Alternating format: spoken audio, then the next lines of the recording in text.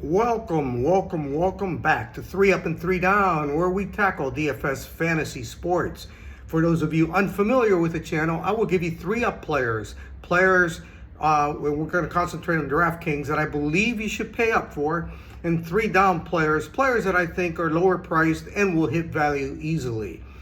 Please like and subscribe to the video, and if you leave me a comment with any lineup questions prior to 12 o'clock tomorrow, then actually tomorrow, 12 o'clock on Sunday, I will definitely get back to every single comment I get. Between 12 and 1, which is what time the first set of games starts, I'm usually on the phone calling my beat writer friends that maybe they saw something during warm-ups that might be relevant, and I'll also be going through all of my lineups. For those of you that haven't been here before, I'm a retired sports writer. A lot of time in the business, great profession, a lot of fun, and also a little bit of a DFS expert. I've taken down 3 major contests on Draftkings in the last 5 years, and I'm hoping to take down a few more and help you along the way as well. For those of you that were with me or saw the video about today's Draftkings college football slate, I certainly hope you took 5 of my 6 picks and left the other one sitting at home. I told you before that I'll let you know if I win on a particular slate or if I lose, and we had a long winning streak of almost 3 weeks. Going into today, unfortunately, I had 1 dud, and that was Pitt quarterback Eli Holstein. Not only did he have his worst game of the year, he had his worst game of the year by far, and I had way too much of him, which means I lost a little more than half of my slates. The other ones, 4 great picks, 1 good pick, and then a dud.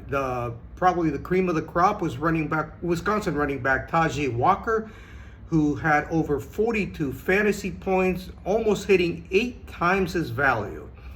So without further ado, we'll do the NFL DFS game for today's main slate on Draftkings.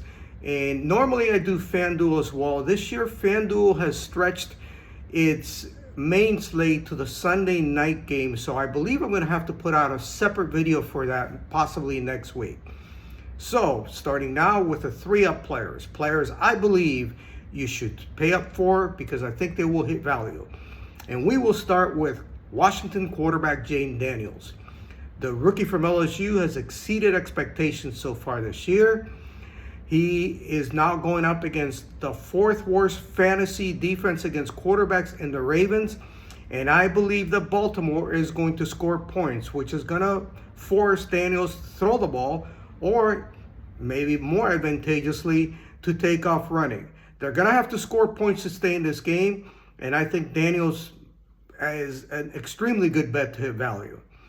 Number 2 is going to be wide receivers Amon-Ra St. Brown from the Detroit Lions. He has been held in check by his standards so far this year.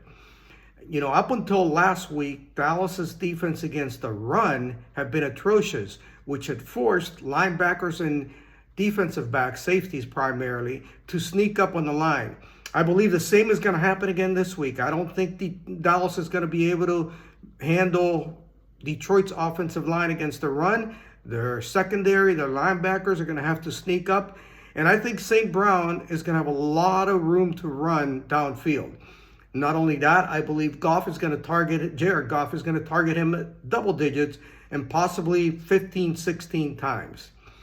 And staying right in that game, because I think it's going to be a shootout, my 3rd up player for this week is wide receiver CeeDee Lamb of the Dallas Cowboys. Kind of in the same situation as St. Brown.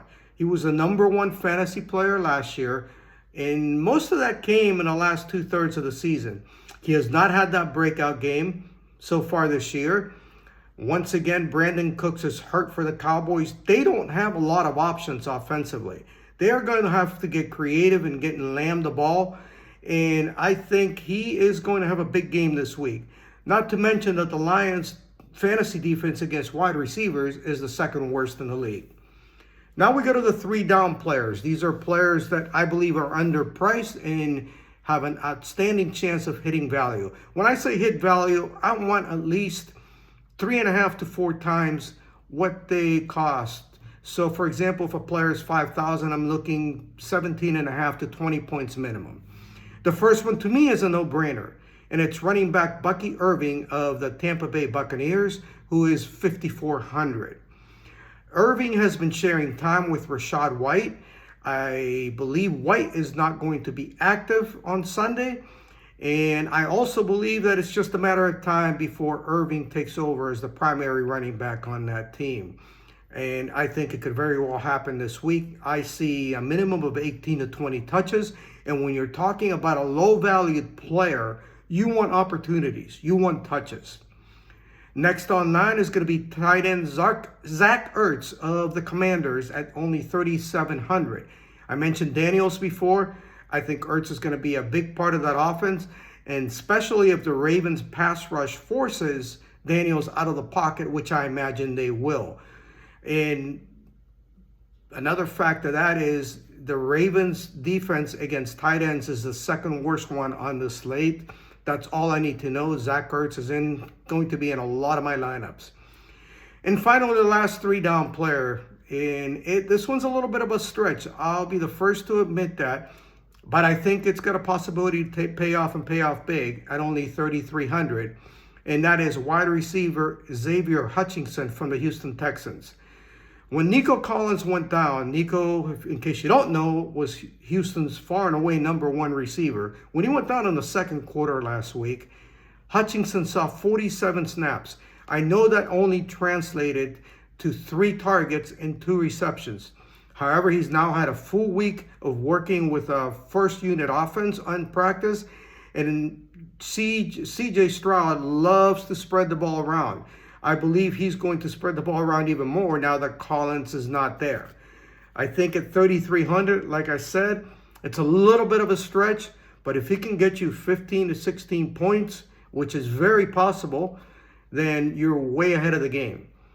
To recap, the 3-up players, Jaden Daniels of Washington at 7,300, Amon-Ra St. Brown of Detroit at 8,100, wide receiver CeeDee Lamb of Dallas at 8,600, the 3 down players, running back Bucky Irving of Tampa Bay at 5,400, tight end Zach Ertz of Washington at 3,700, wide receiver Hutchinson of Houston at 3,300. Again, please like and subscribe. Tell anybody you want about the video. And if you have any lineup questions whatsoever, and I can get a comment from you before noon tomorrow, I will make sure to answer all the comments. Until then, I hope we all come out winners this week. Have a good night.